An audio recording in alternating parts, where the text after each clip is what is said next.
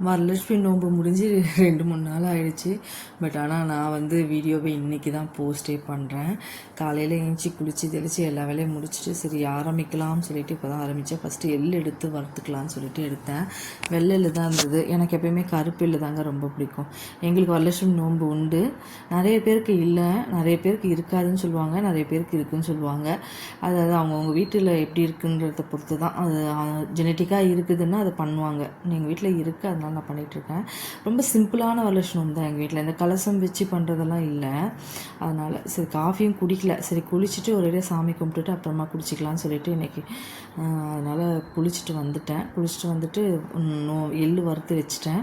Next காஃபிக்கு பால் காய்ச்சாச்சு. பால் காய்ச்சி காஃபியை போட்டு முதல்ல குடிப்போம், அடுத்தது நெக்ஸ்ட்டு வேலையை ஆரம்பிப்போம்னு சொல்லிட்டு தான் காஃபி போட்டுட்டு இருந்தேன். ஏன்னா எப்பயுமே மோஸ்ட்லி நான் வந்து இந்த சாமி கும்பிட்ற நாளெல்லாம் வந்து குளிச்சுட்டு வந்து ஒரேடியாக காஃபி போட்டு குடிச்சிப்பேன். அது அப்படியே பழகிடுச்சு அப்படின்னு வச்சுக்கோங்களேன்.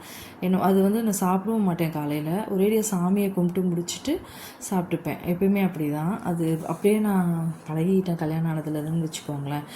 ஏன்னா சின்ன வயசில் அதெல்லாம் எதுவுமே பண்ணது கிடையாது. இப்போ ஆஃப்டர் மேரேஜ் இதெல்லாம் பழகிக்கிட்ட விஷயந்தான். எனக்கு என்னெல்லாம் பண்ணுவோன்னு பார்த்தீங்கன்னா, இந்த பூர்ண கொழுக்கட்டை, அந்த பூர்ணம் வச்சு ஏதாவது ஒன்று பண்ணணும் நோன்புக்கு. அதனால் பூர்ண கொழுக்கட்டை தான் பண்ணலான்னு சொல்லிட்டு எள்ளு கொழுக்கட்டை தான் பண்ணலான்னு சொல்லி எடுத்து வச்சேன். நெக்ஸ்ட்டு வடை, பாயசம், கேசரி, இதுதான் எங்கள் வீட்டில் இன்றைக்கி செய்வாங்க. இது தான் சாப்பிடுவேன் இன்றைக்கி ஃபுல்லாகவே. நான் நைட்டு 6 மணிக்கு மேலே தான் ஏதாவது டிஃபன் சாப்பிடுவேன். அது கூட பழைய மாவில் சாப்பிட மாட்டோம்னு வச்சுக்கோங்களேன். இன்றைக்கி நான் இது வந்து எனக்கு சாப்பாடே வந்து இன்றைக்கி நான் செய்கிற விஷயங்கள் தான் எனக்கு சாப்பாடு. எள்ளை நல்லா வறுத்துட்டு அதை எடுத்து வச்சாச்சு. அது கொஞ்சம் அப்படியே இருக்கட்டும்னு சொல்லிட்டு திருப்பி நெய் தான் கொஞ்சம் நிறைய போட்டிருக்கேன். கொஞ்சமாக ஆயில் போட்டிருக்கேன். ஆயில் போட்டுட்டு பாதாமும் முந்திரியும் போட்டு நல்லா வறுத்துக்கிட்டேன். இது பாயாசத்துக்கும் கேசரிக்கும் ரெண்டுக்கும் சேர்ந்த மாதிரி தான் வறுத்துக்கிட்டேன். கூடவே வந்து நல்லா வறுத்து எடுத்து வச்சிட்டோம்னா அதில் வந்து அப்படியே ரவையை போட்டு கேசரி பண்ணிடலான்னு சொல்லிட்டு கொஞ்சம் நான் நிறைய தான் நெய்யெல்லாம் யூஸ் பண்ணுவேன். எப்போயோ தான் பண்ணுறோம் இல்லையா கேசரி எல்லாம். நான் அப்பப்போ பண்ண மாட்டோம், ஏன்னா மோஸ்ட்லி யாரும் ஸ்வீட்ஸ் ரொம்ப சாப்பிட மாட்டாங்க. எப்போயா பண்ணுறச்ச கொஞ்சம் குவாலிட்டியாக பண்ணிடணும்னு சொல்லிட்டு நல்லாவே போட்டு பண்ணிவிடுவேன். அதுவே அப்படி மீந்துடும். ஒரு சின்ன டம்ளர் பண்ணாவே மீந்துடும். 2 பேர் 3 பேர் தான் இருக்கும். நிறைய ஸ்வீட்ஸ் அவாய்ட் பண்ணுறதுனால நான் கொஞ்சமாக தான் எடுத்துப்பேன். அவங்களும் எடுத்துக்க மாட்டாங்க, கொஞ்சம் தான் எடுத்துப்பாங்க. பையனுக்காக தான் மோஸ்ட்லி பண்ணுறது. அவனுக்கு கேசரினா ரொம்ப பிடிக்கும். இந்த மாதிரி ஒரு டம்ளர் தான் போட்டேன். நல்லா அந்த ஆயிலில் வந்து நெய்யில் வந்து அது பொரியணும். நல்லா பொரிய விட்டுட்டு கெட்டலில் வந்து ஹாட் வாட்டர் வச்சுருக்கேன். அது ஹாட் வாட்டர் கொதிச்சுட்டு இருக்கட்டும். இந்த ரவை வந்து நல்லா அந்த மாதிரி ஃப்ரை ஆகட்டும். ஃப்ரை ஆனதுக்கப்புறமா நம்ம வந்து அந்த தண்ணி அதில் ஹாட் வாட்டரே ஊற்றிடுவேன். நான் டேரெக்டாக ஊற்றிட்டு நிறையவே கொஞ்சம் தளன்னு ஊற்றிடுவேன். ஏன்னா எப்படி இருந்தாலும் டைட்டாக இல்லாமல் கொஞ்சம் தளன்னு வெந்து வந்ததுன்னா கொஞ்சம் அந்த மாதிரி ஒரு கல்யாண கேசரி மாதிரி இருக்கும்னு வச்சுக்கோங்களேன். ரொம்ப டைட்டாலாம் பண்ண மாட்டேன், மோஸ்ட்லி லூஸாக தான் பண்ணுவேன். ஹாட் பாக்ஸில் எடுத்து வச்சுருவேன். இப்போ கெட்டலில் சூடு தண்ணி அப்படியே கொஞ்சம் கொஞ்சமாக ஊற்றிட்டே வாங்க. ஏன்னா இந்த தண்ணி ஊற்ற சொல்ல கொஞ்சம் பார்த்து ஊற்றுனாங்க. டக்குன்னு எடுத்து அப்படியே ஊற்றுனீங்கன்னா வச்சுக்கோங்க, ரொம்ப ஹாட்டாக இருந்ததுன்னா அப்படியே தெரிச்சிரும். அதனால் கொஞ்சம் கொஞ்சமாக ஆட் பண்ணி விடுங்க. அது ரவை அப்படியே வெந்துடும். ஒரு 2 செகண்ட்லேயே ரவை வேக ஆரம்பிச்சிடும். ஏன்னா ஆல்ரெடி நம்ம வந்து நெய்யில் ரவையை வறுத்துட்டோமா, இப்போ வந்து ஹாட் வாட்டர் தான் ஊற்றுறோமா. இப்போ வந்து சுகரும் போட்டுட்டு நான் எப்பயுமே வந்து இந்த ஏலக்காவை மட்டும் எப்படி பண்ணுவேன்னா, எனக்கு இந்த பிடிச்சி வச்சுட்டே பிடிக்காதுங்க. அதோடய ஃப்ளேவர் போயிடுற மாதிரி இருக்கும். நல்லா கல்லில் வச்சு இடிச்சிட்டு அந்த தோலெல்லாம் எடுத்துகிட்டு அந்த பருப்பு மட்டும் எடுத்து அதில் உள்ளே போட்டுருவேன். அந்த மாதிரி தான் போட்டுட்டு சர்க்கரை போட்டுட்டேன்னா இன்னும் தெரியல. போட்டுட்டு இந்த மாதிரி கிண்டிட்டு கடைசியாக தான் கலர் கொஞ்சம் அது இந்த கட்டியாக ஆயிடுச்சுன்னா அதுக்கப்புறம் லைட்டாக கலர் போடுவேன். ஃபுட் கலர் இதுக்கு மட்டும் யூஸ் பண்ணுவேன். கேசரினா ஃபுட் கலர் வேணும்ல, அதனால் போடுறது தான். அப்போ தான் அது கேசரி மாதிரி தெரியுன்றதுக்காகவே. இந்த மாதிரி கொஞ்சம் தளன்னு தான் இருக்கும். ஒட்டிலாம் வராது. நல்லா ஒட்டிக்காது. கடாயிலலாம் நல்லாவே வரும். இந்த மாதிரி நல்லா கீண்டி அந்த ஆயில் வெளியில் வர அளவுக்கு பண்ணிக்கோங்க. அது அப்படியே வேகட்டும். நெக்ஸ்ட் வந்து கொஞ்சம் அந்த பூசணி விதை இருக்கு இல்லையா, இந்த சாரப்பருப்பு, பூசணி விதை இதெல்லாம் பாயசத்தில் போட்டால் ரொம்ப நல்லாயிருக்கும். அதனால கொஞ்சம் கீ போட்டு கொஞ்சம் பூசணி விதையை வறுத்து எடுத்துக்கிட்டேன். ஆல்ரெடி வந்து பாதாமும் முந்திரியும் வறுத்து வச்சுருக்கேன் இல்லையா, அது ஒரு பக்கம் இருக்கட்டும்னு சொல்லிட்டு கொஞ்சம் பூசணி விதை வறுத்துட்டு, இவன் வந்து எங்கள் பையன் வந்து சேமியா பாயசம் ஜவ்வரிசி பாயசம் வைக்கலான்னு பார்த்தா அவன் வந்து எனக்கு ரவை பாயசம் தான் வேணும்னு சொன்னான். சரி கொஞ்சமாக ரவையை நெய்யில் வறுத்துட்டேன். அந்த பக்கம் பால் கொதிச்சிட்ருக்கு இண்டக்ஷனில். சரி கூடயே பூசணி விதையும் வறுத்து வச்சுட்டேன். ஏன்னா கொஞ்சம் வந்து கேசரிக்கு எடுத்துட்டேன் முந்திரியும் பாதாமும். இப்போ வந்து மீதி இருக்குது. இது வந்து பால் நல்லா கொதிச்சிட்ருக்கு. இதில் வந்து ரவையை ஆட் பண்ணிட வேண்டியது. இப்போ நெய்யில் வறுத்த ரவையை ஆட் பண்ணிக்கோ, கொஞ்சமாக போட்டாவே போதுங்க, அதுவே நல்லா திக்னஸ் வந்துடும் ரவை பாயாசம். இது வந்து கோதுமை ரவை கூட இந்த மாதிரி நம்ம வந்து பண்ணி போடலாம், வறுத்து போடலாம், நல்லா தான் இருக்கும். கோதுமை ரவை பாயாசம் கூட சூப்பராக இருக்கும், ட்ரை பண்ணி பாருங்கள். மோஸ்ட்லி ரவை பாயாசம் வந்து ஒரு கீர் மாதிரி இருக்கும், ரொம்ப நல்லாவே இருக்கும்னு வச்சுக்கோங்களேன்.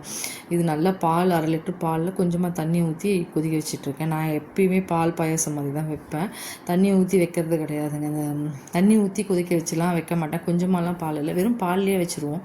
அது எப்போயாவது தானே வைக்கிறோம், அதனால் பால்லையே தான் வைப்போம் மோஸ்ட்லின்னு வச்சுக்கோங்களேன். இது இண்டக்ஷனில் ஒரு பக்கம் போட்டுட்டோம்னா அது பாட்டு ரெடி ஆகும். இப்போ வந்து எள்ளு நல்லா வறுத்து நல்லா புரிஞ்சுதுங்க. இந்த எள்ளு எனக்கே ஆச்சரியமாக இருந்தது, அவ்வளோ புரிஞ்சுது. எள்ளு கூட ஒரு 2 ஏலக்காய் போட்டுட்டு கொஞ்சம் வெல்லம் போட்டு நல்லா ஓட்டிடணும், நல்லா மிக்ஸ் பண்ணி நல்லா மிக்சியில் கிரைண்ட் பண்ணிவிடுங்க. அதுதான் வந்து நம்ம வந்து அந்த உள்ளே வைக்க போகிற பூர்ணம். இது வந்து தெலுங்கில் நாங்கள் வந்து சிம்லின்னு சொல்லுவோம், சிம்லின்னு சொல்லுவாங்க, தமிழில் தெரில அதனால் சொல்கிறேன். நெக்ஸ்ட் வந்து நான் வந்து ஆச்சியில் இந்த கொழுக்கட்டை மாவுலாம் விற்கிது இல்லையா, அணியில், அந்த மாதிரி கொழுக்கட்டை மாவு எடுத்துகிட்டு வந்துட்டு நல்லா உப்பு போட்டு கொஞ்சோண்டு கெட்டலில் தண்ணி நல்லா தரன்னு கொதிக்கிட்டோன்னு சொல்லிவிட்டு கொஞ்சமாக மாவு எடுத்துகிட்டு 1/2 பேக்கெட் தான் போட்டேன், அதுவே 1/2 கிலோ, அதிலே பாதி தான் போட்டேன். ஆனால் இவ்வளோ வந்தது. நல்லா மிக்ஸ் பண்ணிவிட்டு நல்லா பிசைஞ்சிக்கணும். இந்த மாதிரி சூட்டில் கை வச்சு பிசையாமல் ஸ்பூன் வச்சு கொஞ்சம் கொஞ்சம் அப்படி பிசைஞ்சு தண்ணி ஊற்றிக்கோங்க. ஊற்றிட்டு இது வந்து நம்ம வந்து வைக்க போகிறோம். இப்போ வந்து சுகர் ஆட் பண்ணிக்கலாம். சின்ன டம்ளர் தான், அதில் ஒரு 1 1/2 தான் ஆட் பண்ணேன். எதனால் 1 1/2 ஆட் பண்ணேன்னா, நான் இப்போ கொஞ்சம் மில்க் மெய்ட் அதில் ஆட் பண்ணுவேன், அதில் ஸ்வீட் இருக்கும் இல்லையா, அதனால் போதும்னு சொல்லிவிட்டு அவள் தான் ஆட் பண்ணேன். இதுவே ரொம்ப அதிகம் தான், கம்மியாகவே போட்டிருக்கலாம். எனக்காக போட்டுன்னு சொல்லி திட்டுவாங்க, அதனால் சரி நீ சுகர் சாப்பிட்லான்றதுக்காக நீ வைக்கிறியான்னு சொல்லிட்டு இதே மாதிரி தான் ஏலக்காவையும் பிடிச்சி அதில் போட்டுட்டு அது நல்லா கொதிக்கிட்டோன்னு சொல்லிவிட்டு அது ஒரு பக்கம் அது கொதிச்சுட்டே இருந்தது. அதுக்குள்ளார நான் வந்து பூர்ணம் ரெடி பண்ணிவிட்டு இந்த கொழுக்கட்டை பண்ண ஆரம்பிச்சிட்டேன். கொழுக்கட்டைக்கு வந்து இந்த மாதிரி மாவை வந்து நெய்யோ கீயோ ஏதோ நெய்யோன்னுட்டு எண்ணெயோ நெய்யோ ஏதோ ஒன்று எடுத்துக்கோங்க. இந்த மாதிரி தட்டுங்க, கையில் உள்ளங்கையில் வச்சு இந்த மாதிரி தட்டி உள்ளே பூர்ணம் வச்சு ஸ்டஃப் பண்ணி இந்த மாதிரி மூடி வச்சிடணும். இது மாதிரி வச்சுட்டு நம்ம அவிக்க வேண்டியது தான். இது அப்படி தான் பண்ணுவோம். அதுக்கு முன்னாடிலாம் மாவு அரைப்போம், வீட்டில் உட்காந்து அரைப்பாங்க ஊற வச்ச அரிசியை. ஐயோ அதுக்கெலாம் இப்போலாம் டைம் இல்லைங்க, எவ்வளோ வேலை செய்யறதுக்கு ஒரு ஆளாக நான் மொத்த வேலையும் செய்யணும், அதனால் இதுக்கெலாம் இப்போதைக்கு டைம் இல்லைன்னு சொல்லிட்டு தான் கடையில் வாங்கிட்டு இந்த மாதிரி ஸ்டப் பண்ணி எல்லாத்தையும் ரெடி பண்ணி வைக்க இதுக்கே 1/2 hour ஆச்சு. நெக்ஸ்ட் வந்து பாயசம் நல்லா கொதிச்சிச்சு, ரவையும் நல்லா வந்துருந்துருச்சு. இப்போ வந்து அந்த நம்ம நட்ஸ் எல்லாம் எடுத்து அதில் கொட்டிடலாம், ரொம்ப நல்லாயிருக்கும். இந்த பூசணி விதெல்லாம் போட்டு நீங்கள் சாப்பிட்டு பாருங்கள், அப்படியே நறுக்குன்னு ரொம்ப நல்லாயிருக்கும். எல்லா நட்ஸும் போட்டு பாயசம் வச்சாவே செம்ம டேஸ்ட்டாக தான் இருக்கும் ரவை பாயசம்.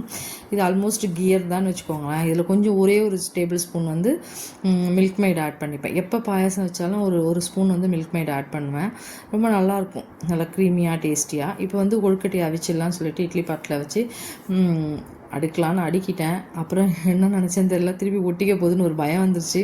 திருப்பி போய் கர்ச்சீப் தான் எடுத்துகிட்டு வந்தேன், புது கர்ச்சீப் தாங்க, பழசு நினச்சிடாதீங்க.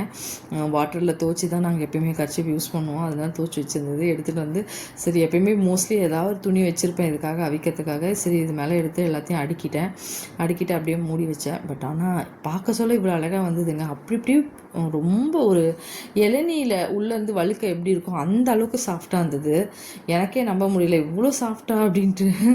நல்லா தான் இருந்தது. ஆனால் சாப்பிட்றதுக்கு எங்களுக்கு வந்து மோஸ்ட்லி கருப்பு எள்ளில் செஞ்சால் தான் ரொம்ப பிடிக்கும். கருப்பு எள்ளு சரி வீட்டில் இருக்குதுன்னு நினச்சிட்டேன், அப்புறம் பார்த்தா வெள்ளெள்ளு தான் இருந்தது, கருப்பு எள்ளு இல்லை. எங்களுக்கு கருப்பு எள்ளு தான் ரொம்ப பிடிக்கும். கொழுக்கட்டை ரெடி, பாயசமும் ரெடி, கேசரியும் ரெடி. நெக்ஸ்ட் வந்து வடைக்கு போட்டாச்சு, வடை மாவு அரைச்சி வச்சுட்டேன். கொஞ்சம் வடை வந்து சாமிக்கு வந்து நாங்கள் வெறும் மிளகு தட்டி போட்டுட்டு சாமிக்கு வச்சுருவோம். ஏன்னா வெங்காயம் போட்ட வடை நாங்கள் சாமிக்கு எப்போயுமே வைக்க மாட்டோம், அதனால் சும்மா மிளகு தட்டி போட்ட வடை ஃபஸ்ட்டு போட்டு எடுத்துட்டேன். நெக்ஸ்ட்டு நம்ம வந்து வெங்காயம், பச்சை மிளகாய், கருவேப்பிலை எல்லாம் போட்டு நம்ம செஞ்சுக்கலாம்னு சொல்லிட்டு அது 2வது இதுக்கு பண்ணிட்டேன். இது சாமிக்கு வைக்கிறதுக்காக இது மாதிரி ரெடி பண்ணியாச்சு. அவ்வளோதாங்க, 4 வகை தான் செஞ்சாச்சு. கேசரி, வடை, பாயசம், கொழுக்கட்டை முடிச்சிட்டேன். அவ்வளோதான். எங்கள் வீட்டு பூஜை வந்து ரொம்ப சிம்பிளாக இருக்குங்க.